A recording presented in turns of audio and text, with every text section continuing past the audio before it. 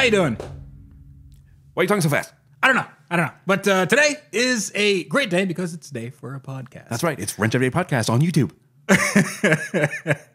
That's exactly what it sounds like if you put it at 1.5 times the speed. There's someone that comments that their screen name is watch the video at 1.5 times speed and thank me later or something along those lines. Well, that is a good thing. But I am Freddie Hernandez. You may know me as Tavarish, and joining me is Andrew Howell, my co-host, my partner in crime. Hello. And his alter ego, Finn Gergens, that has a very, very varied and eclectic history, both on the right and wrong sides of the law. That's right.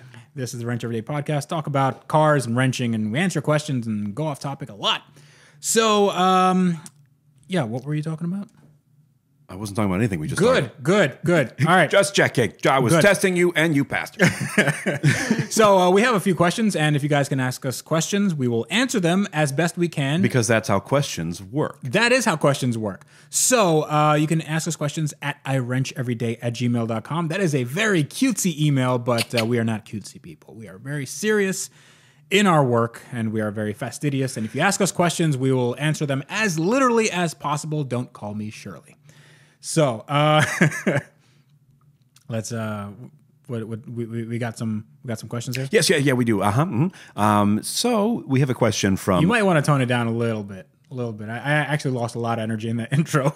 Oh, a lot of steam came out of different places. So it's that's what smells so weird. So we have the first question from Michael Hawkins, and he says, "Hey, how and why do rally cars sound the way they do? Found no explanation for it, and was wondering if you could help." Okay. So rally cars sounding the way they do. Well, first of all, they don't really, to my knowledge, have to conform to any sort of emissions laws. Well, it depends on what rally. I don't know much about rally, but I know that there are homologation rules. Okay, maybe so they have to do those things. I'm not a big rally guy, but I do watch Hoonigan. Huh. And I do keep up with Mr. Block, Mr. Ken Block. Kenny from the block. Kenny from the block. So I was watching his recent video, and he had a new livery on his Escort Cosworth. Oh, so good. And what they were saying is the cars actually have to have a full exhaust system. They have to be legal. They have to be road legal because... Well, for that certain series that he was doing. Right, the certain series. So I'm not saying this is a universal thing, but for that series, it had to have...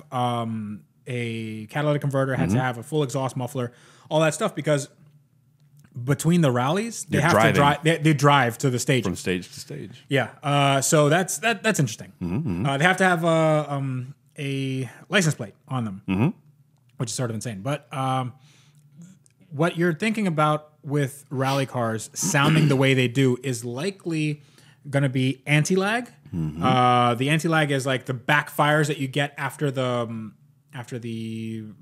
shifts happen, and just the design of the headers.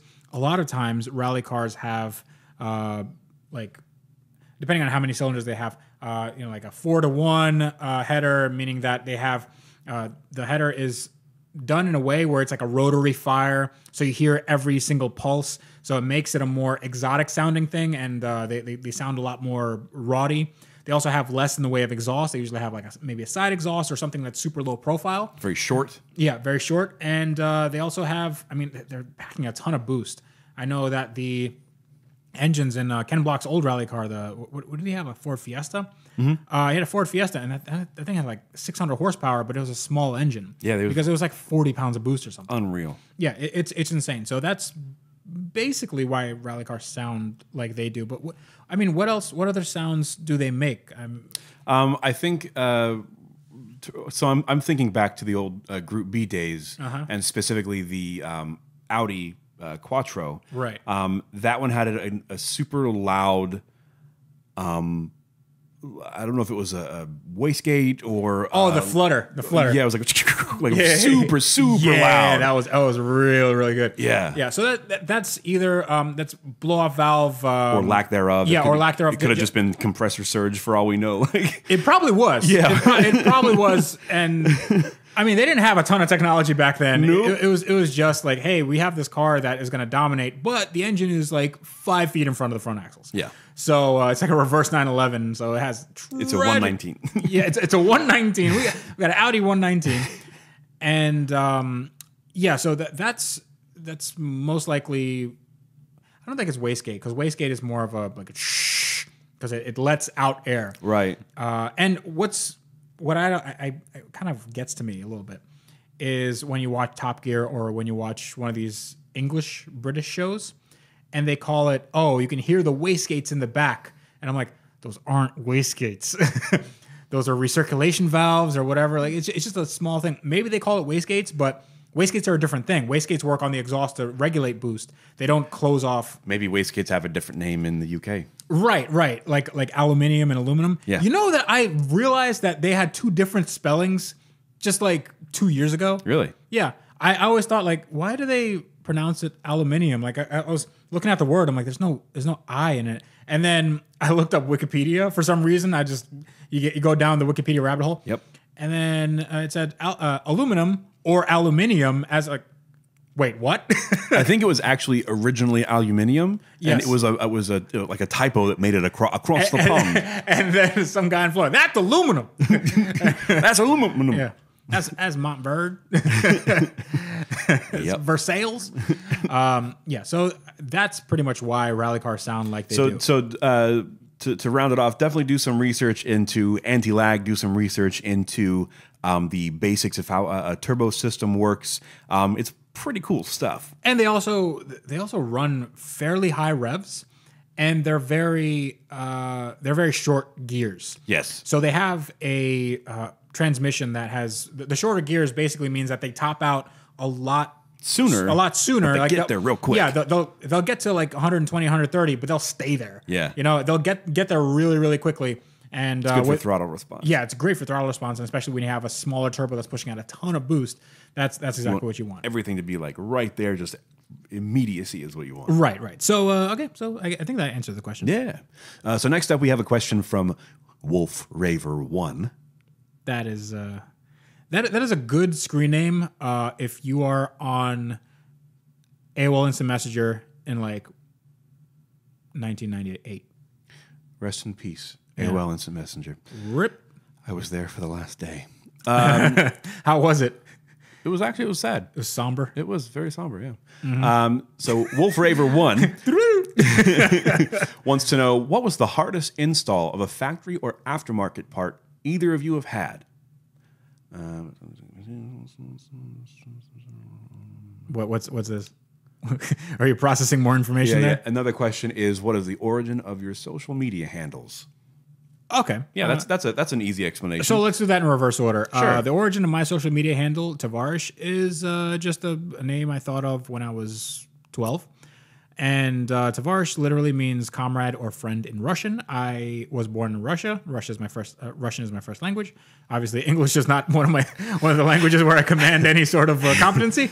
But yeah, Russian is my first language. Tavarish. It actually is spelled differently if you spell it out phonetically. But Tavarish has it's kind of sound. It's supposed to be with an O and a SCH. That's how you're like Tovarish. Tavarish. All right. But I just made a Tavarish because I don't know, it kind of looks better. Sure. I guess. Sure. And it just kind of stuck. And I didn't have any better ideas. I didn't want to be like, you know, Metallica fan 34. Yeah. You know? Yeah. Yeah. So okay, real quick, teach me a quick phrase in Russian that I can use every day of my life. That is a tall order. I mean, what would you like to know? Because I have no idea what you do in your regular life. So, how do you say? I want a hamburger with bread. Oh, that's okay. So it's keto time again. Are you asking the person to make you one, or just a? I'm letting them know, hey, I want a hamburger, but I don't want a bun. Okay. It would be я хочу гамбургер. How am I spacing on? How to speak your? No, how am I spacing on what bread is? Okay. Я хочу гамбургер без хлеба. Okay, so first word is Я я Hachu. Bless you. Second word. It's hamburger, but it's just With a G. Gamburger. So ja hachu gamburger. Ja hachu gamburger. Bis. Bis. That means without.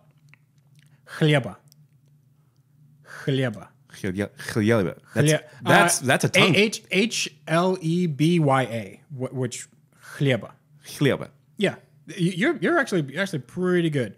Ja hachu gamburger bis chlieba. That means I want a hamburger without bread.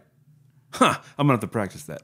Yeah, and I guess you guys learned something too. And, and the Russians amongst you, like, that's not how you say it. How do you say that in Russian? So for me, heavy metal FL, that's pretty self-explanatory. I like heavy metal, and I live in Florida. This would be the obvious tie-in to Metallica fan 34. Metallica's not metal. It's in the name, bro. Miss me with that soft rock garbage. Soft rock? Wait, no, okay. We're gonna have a fist fight off the air, and then we'll come back. I mean, if you're a Metallica fan, I'm not afraid of you because you listen to soft rock. How is that soft rock? How? Okay. You know what? We're gonna have this out like adults, and we're gonna have a podcast about cars, and then we're gonna have a tearful discussion about why you said the things you said about. See, you're getting your feelings hurt, so you listen to soft rock. About our Lord and Savior James Hetfield. How dare you? Give me fuel, give me fire, give me double. It's about fuel. You're a car guy. I can think of so many other car songs I'd rather listen to. So that's a self-explanatory one. And then the word 15, the number 65. So I lived for a while in a town called St. Augustine. And St. Augustine is the longest occupied European settlement in the U.S. It was founded in 1565 by Spanish conquistadors. So I like the 1565. I created it, thought I was being super clever, and then I found out about a wheel company called 1552, and I'm like, hey, I am not as clever as I thought I was. There's another person with 15 in the name. Yeah. But it's not just, it's the word 15 and the number. Right, yeah. I am not a smart man. Fun fact, the Augustine was the oldest city in America. That's why I said it's the oldest continuously occupied European settlement in the nation. Right. Okay. So I might have missed that. I used to be a tour guide there, so don't challenge me on the history. I'm not challenging anybody on anything. I know you know your stuff. St. Augustine is actually pretty cool. So what else was that question about? Hardest install of either a factory or aftermarket part. I think I've covered this on multiple podcasts. One about the Audi 2.7T that I had a starter install that took me 3 days to do. Because you had to put it in a service position or whatever service it was. Position, we covered that, I think, on episode 2. Yeah. And then I talked about my BMW 540i. Yes. That I did the timing on like 3 times, and then I had to replace the head and everything. That was kind of hard. So maybe you know what? I'll talk about the hardest aftermarket, because those were both factory. The hardest aftermarket install I've ever done was probably the sway bars and the suspension for my SL55. That makes sense. Yeah. So it's not that it was necessarily that like difficult. It was just there was a lot of weight being held above my head. Yes. So I have a, for those of you who don't know, I have a Mercedes SL55 AMG. One of the things that make this car good, and one of the things that make this car very, very expensive, is its ABC hydropneumatic suspension. It's the active body control. It's like a regular strut, but it has this very highly pressurized fluid called CHF11S. It's made by, it's like a hydraulic fluid, and it's being pumped at 3,000 psi. Good night. Yeah, so it has to, because the thing weighs. Yeah, it weighs like 4,000 pounds. 9,284 pounds. Right. So it keeps the car level in turns. It does all this really cool stuff. It can lower and raise the car. But when it goes, and it does go, it's very expensive. Very pricey. Yeah, the entire system is probably, cost north of $10,000 to replace. We're talking about lines coming from the front to the back of the car. There's a pump that pumps both the power steering and the hydraulic fluid. It's called a tandem pump. So there's a bunch of lines. There's the shocks themselves. There's valve blocks. There's regulator valves. There's distribution blocks, all this stuff. And it makes for, like, it's a lot of weight on that car. And it's also a lot of complexity.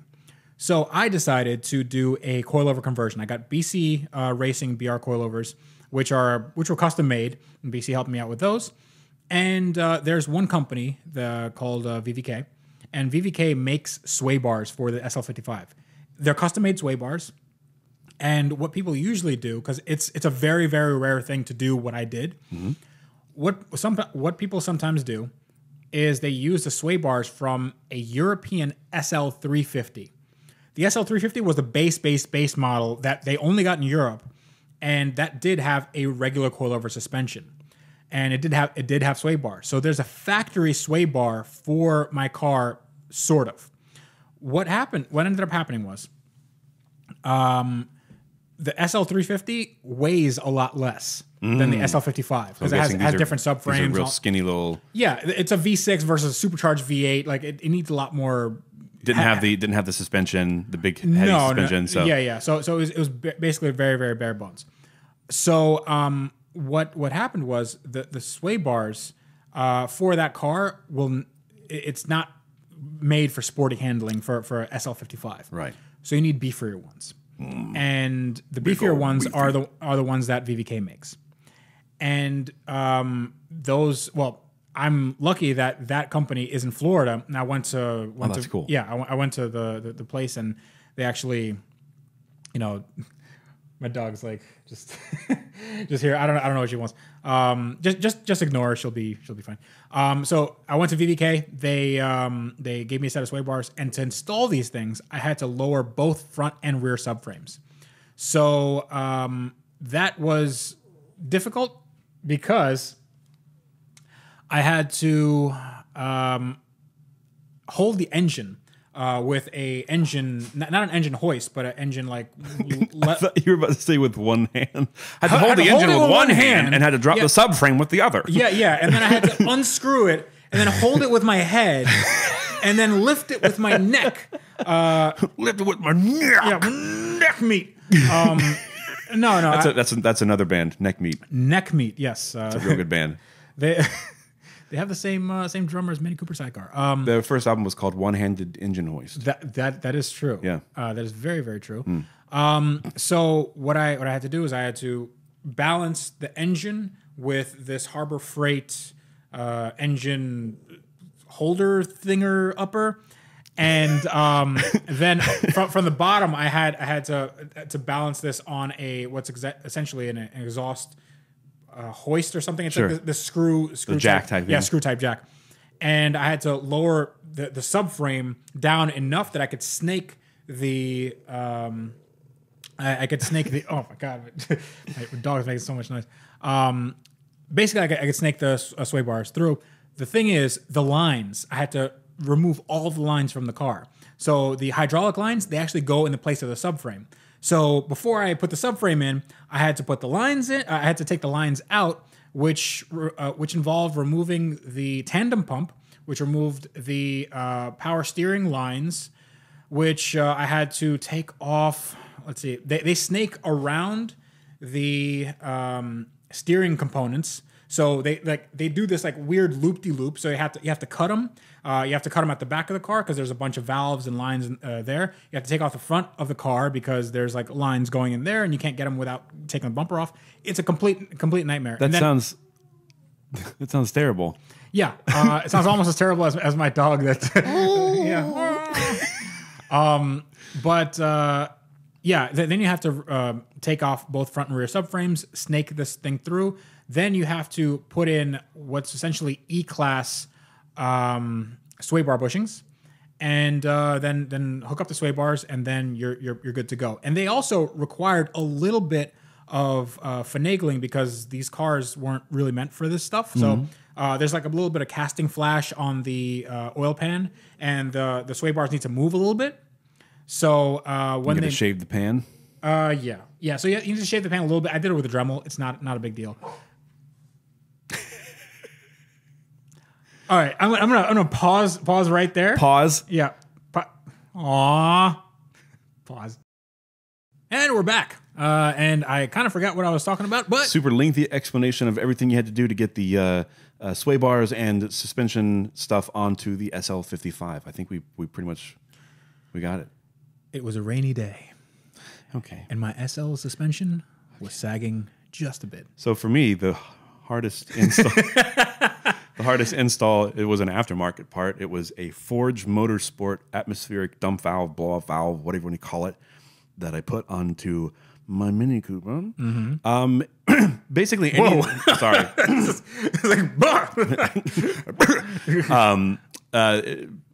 Almost anything on that car for me specifically was a difficult install because, again, these big, stupid, clumsy, useless things called hands that are attached to my arms that I just can't really use that well.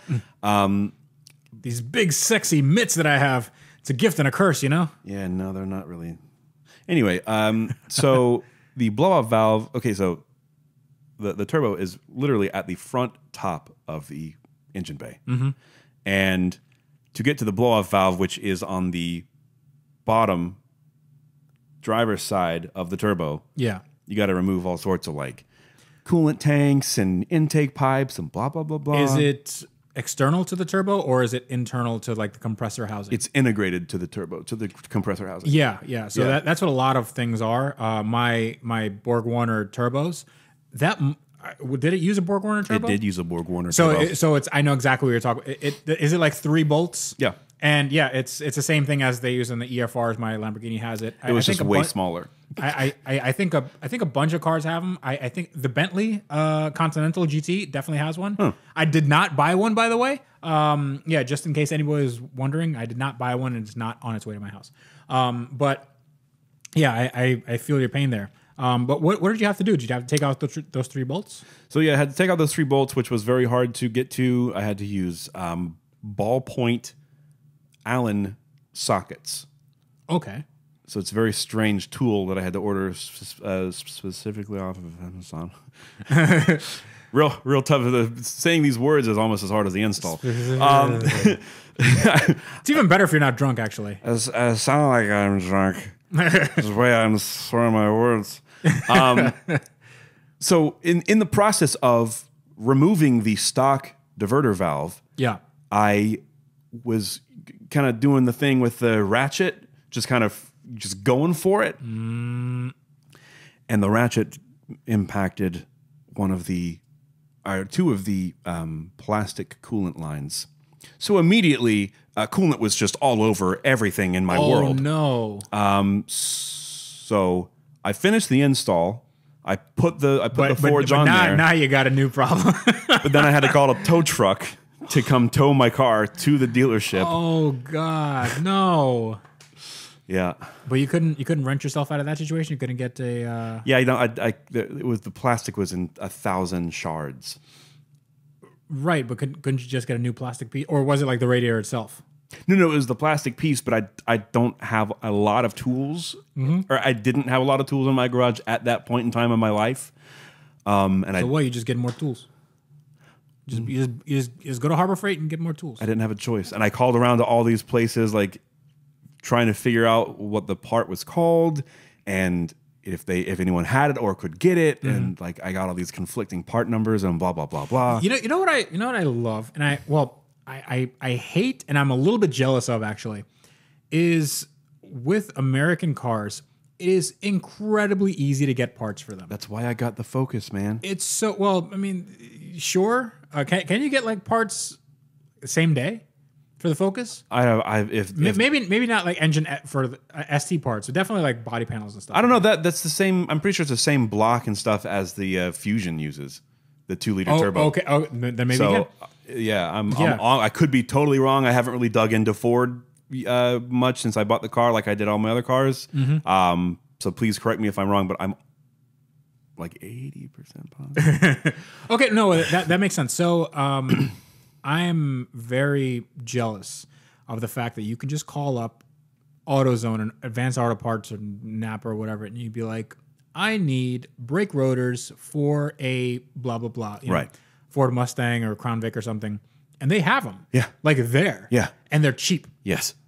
So if I say that for a BMW, they go, oh, well, that's a special order and it's going to be 2 weeks, 5 times as expensive. And we have to order them from the manufacturer and that's on back order and blah, blah, blah. Lord help you if you have an Italian car. I was a few days ago posting, for some reason, I'm still part of the Mini Cooper groups on Facebook. I think just until I sell the car. It's like being a Marine. You're a Marine for life. It doesn't matter if you're out. It doesn't matter if you're a civilian now. You will always be a Mini Cooper owner in your heart. There's a part of your heart that is reserved for a Mini Cooper. It's not a bad thing. No, and I fully intend on owning another, at least one, maybe 2 Mini Coopers down the road. You can tie them together. Sure, and have actual horsepower and some torque. Sure. But I was getting criticized deeply for my car purchase by one of these Mini Cooper owners, and I love how a Mini Cooper owner is just turning their nose down at you. I know. Like, you're bottom of the food chain. You have a Mini Cooper. Like, your car is literally called a Mini. Yeah. So it's not a full size anything. And like, unfortunately, like the Mini aftermarket, like, it's just not super fleshed out. You cannot get a whole lot of power out of the Minis unless you like spend some serious coin. Right. And I was just like, I stated like I wanted a car with a little more space. Yeah. I wanted to get into another manual, and I wanted something with more power, which the Focus has much more power than a Mini Cooper. How dare you say that? Did you know that a Mini Cooper has better power to weight than any car ever made? Yeah, it also has no torque and cannot deliver that. You don't need that. Listen, I don't know what kind of torque you need, okay? You don't need torque to move, okay? What moves the needle in any driver's mind, okay? It's all about the driver, by the way. It's not about the car. Me in a Mini Cooper could run circles around your ST. How about that? Okay, sure. Yeah, me in my base model automatic, because I bought it for me and my wife, and I don't really know how to drive stick. And I bought it for my family. Superior driving machine. It's a great. I can go around corners faster than you can go around corners in your ST, Mr. So-called I bought a better car.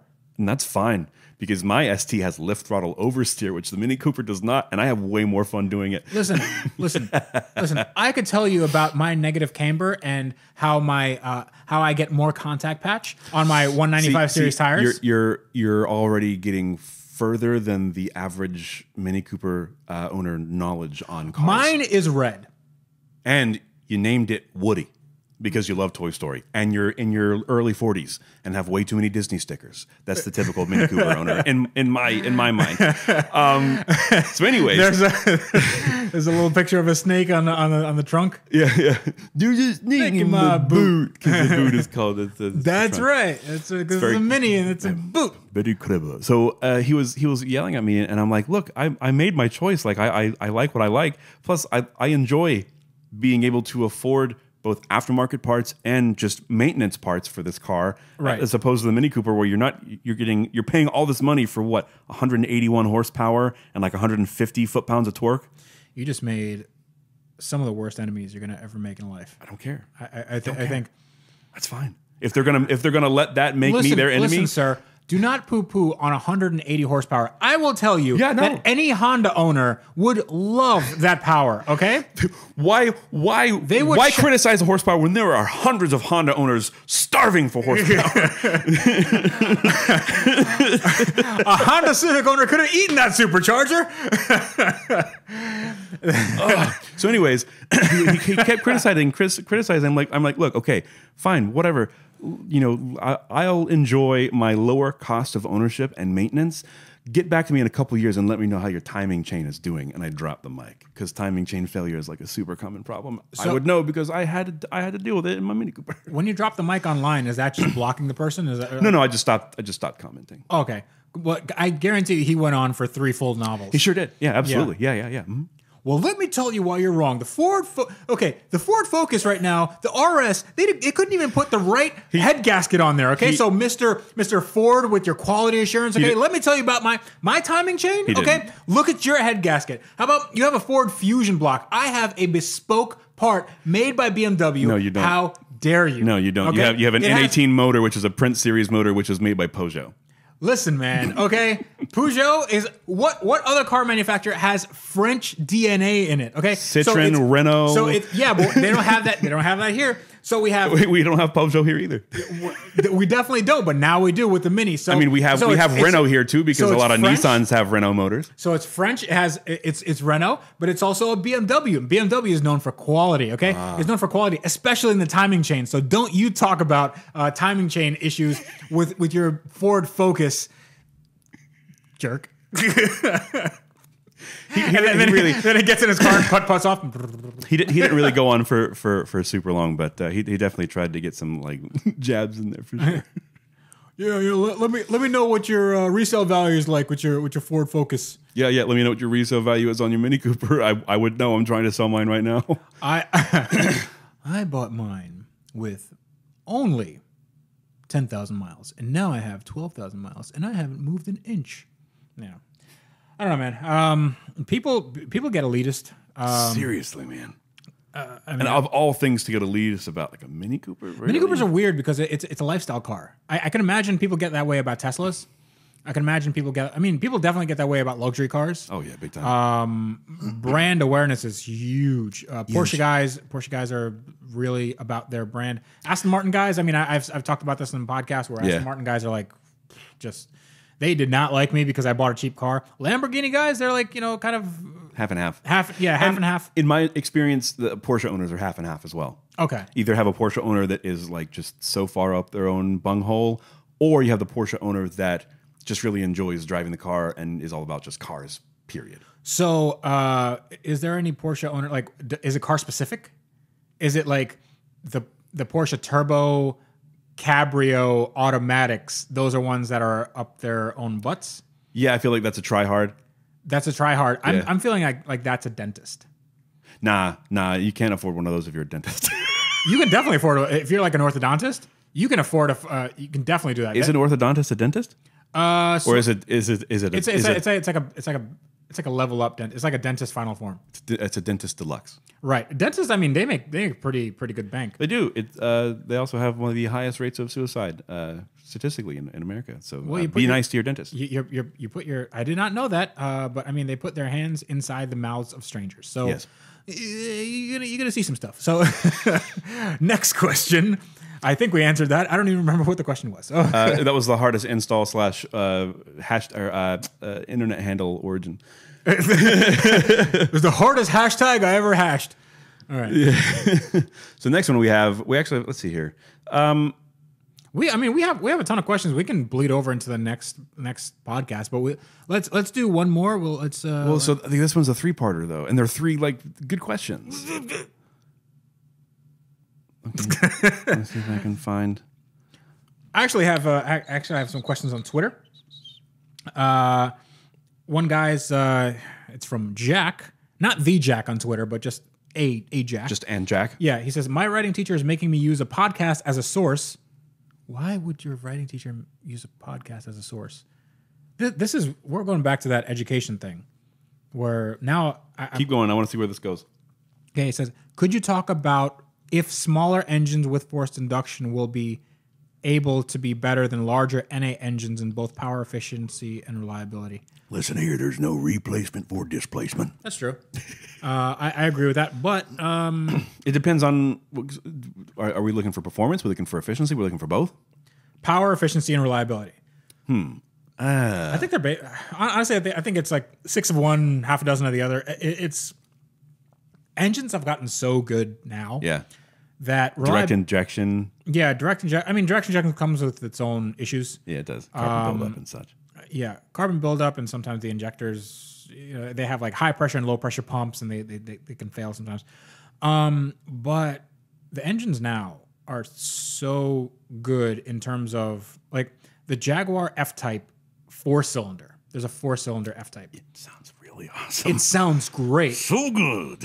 And I think Salamander had a video where they had Farshad drive one. Yeah. And they told him a V6, and he believed it. Yeah. He was like, that's a power of V6. Just as an aside real quick, can I just tell you that the Jaguar F-Type, as of right now, is one of my favorite cars. It's a great car. Specifically the supercharged V6. That is one of the best exhaust notes I've ever heard in my life. Yeah, Gordon F Spot has one, and he has a V6 SVR. Yeah. So it has all the nice back crackle, and it doesn't. So I mean, I drove an SVR. I drove the V8 Cabrio, not Cabrio, convertible, and that car is like obnoxiously loud. Yeah, I want it. I need that. It's the car that. Here's what I mean. I'm gonna go on a little, pardon the pun, jag. So the Jag F-Type is the car that you get if you can't afford an Aston Martin. Because it looks almost identical to the Aston Martin V8 Vantage. I disagree. I think it looks so different than anything. Nah, ever. dude, you put them together. I've had the, like, No. Listen. I've had them together. It's No. not, Listen. I know what both cars look like. One is distinctively an Aston Martin, and one is distinctively a Jag. If you put an Aston Martin badge, if you didn't know about the F-Type, right, and you put an Aston Martin badge on it, This is an impossible situation because it's not an impossible situation because you'd be like, okay, I can see the DNA in that. No. Of course you could. No. It doesn't have the iconic Aston Martin grille. The taillights are way too different than any other Aston Martin ever made. The proportions are totally different than like any other Aston Martin ever made. The proportions are pretty similar. No. The Aston Martin grille is definitely it's basically there. The same the whole shape and design. Yeah. No. Oh yeah. I'm gonna do a Google right now. You're gonna do a Google on a car that has that everyone knows what it looks like. Actually, if you don't know what it looks like, maybe we can put up a picture of both cars, and I'm going to make a note for Andrew so he doesn't forget. And you can tell us if a Aston Martin looks like a Jag, and I say it does because I have had these cars back to back. I have had my car on the Jaguar SVR Drive, and they look very, very similar. That grille looks nothing like an Aston. The Aston Martin has a specific grille. This is like a rectangle compared to the scalloped top and the curved bottom of an Aston Martin grille. Sure, but again, if you put an Aston Martin badge on that would be an Aston Martin. No. Yes, it would. It would have. No. Okay, so Andrew has lost his mind. Andrew has this does not listen. First of all, a car is not a grill. Okay. Yeah. A car is not just. There's a thing called design language. This is speaking an entirely different language than Aston Martins that have been, and that will be. No. So Aston Martin is Portuguese. This is Brazilian. This is a derivation. Okay. This is you mean dialect. Right, but Brazilian isn't a dialect of Portuguese. It's derived from Portuguese. It is Portuguese, but it's a Brazilian dialect. It's not a Brazilian language, isn't it? No, but they speak Portuguese in Brazil. I am not editing this out, by the way. Okay. So, like I said, it's a dialect. Like I said, it's a dialect. Sure, in that it is a British British sports car. It's actually an Indian. Darn it! I meant Spanish and Portuguese. Okay. Anyway, why did I say Spanish and Portuguese are pretty dissimilar? If you understand one, you can understand the other. I speak Spanish, Andrew, and I grew up with Portuguese people. Yes, that's true. I'm not saying you can speak it fluently. There's definitely lots of differences, but you can pick up, you can understand phrases and stuff. It's definitely the case. My father, who has a lot of Spanish clients in his office, has a Portuguese guy that comes in and literally just speaks Portuguese to him, and they communicate. So it's you can understand people. It's not like English and Chinese. There's a lot of overlap. But in any case, this is derivative of Aston Martin's design, Aston Martin's design language. And that's the hill I'm going to die on. That's that. And I'm not accepting anything. Let us know in the comments. I don't care what the comments say. How about that? The comments can say what they want. I'm right.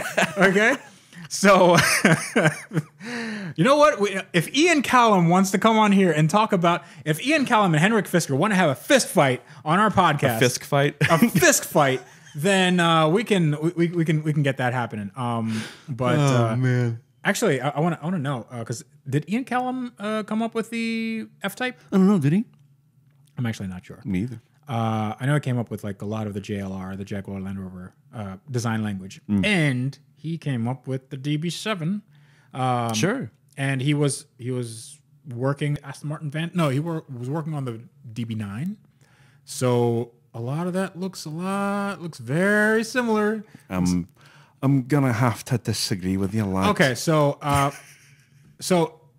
the same guy, the lead designer, is the guy that made the Aston Martin DB7, which is based on a Jaguar platform. Sure. Right? Yeah.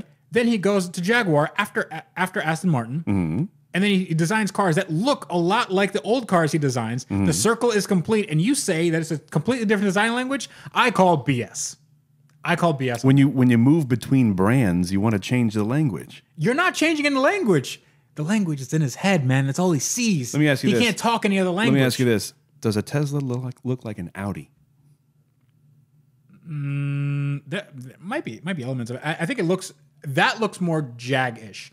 A Tesla Model S looks somewhat like a XF. Sure. Yeah. What if I told you that a guy from Audi designed the Teslas? I'm sure he did. Okay. Different design language. Right, but I'm not saying it can't exist. Brian Nesbitt, this guy, designed the PT Cruiser and the HHR. Sure. I'm sure Chris Bangle designed the 7 Series and a toilet bowl, but it doesn't matter. Like that I'm not saying it's that a joke because the PT Cruiser and HHR look very similar. Right. Like crap. It's like same car. It's same car. Yeah. I'm not saying the design language can't change. I'm just saying that in this case it didn't change. I don't see it. I don't see it as a designer. Someone. Well, you're gonna ask the person with glasses if he can see things. Oh man, that's a low. Bro. Yeah, that is low. That's a real low. Oh, it felt so good though. I felt so good. No, okay. So let us know in the comments if we're just blowing smoke. And I don't want to get into a real long drawn out argument because we have more podcasts to do. And I love our talks. I do too. Even when they end in. Hey, it's okay to be wrong, man. You just you move on with your I know life. you've done it lots of times, but it's okay. I mean, it's. I'm just gonna go speak Brazilian. I'm just gonna go. I'll see you later. I'm gonna scream into a pillow real quick. Hold on.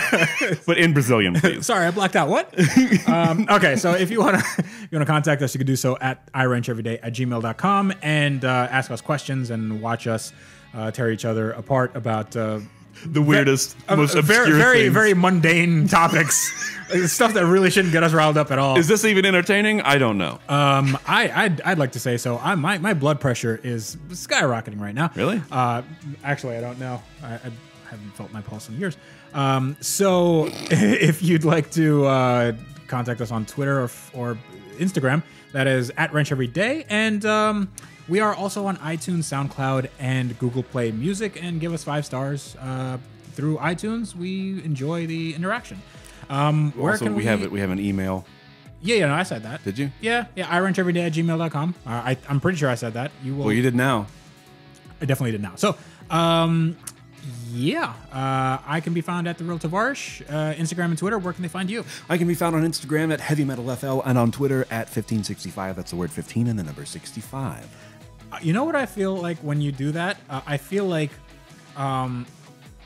you get out at 5, like you have a job you hate and you get out at 5 and it's 4:59 and you're like, all right, like you just try to get everything out, and then you punch out and you're out the door by 5 o'clock and 1 second. That's literally me. That's literally me. It me. It me. All right. We'll see you tomorrow. See you tomorrow, guys. See you tomorrow. This is me for Andrew Howell, reminding you guys to wrench every day, and we'll see you tomorrow, and we'll rip each other. Okay, bye.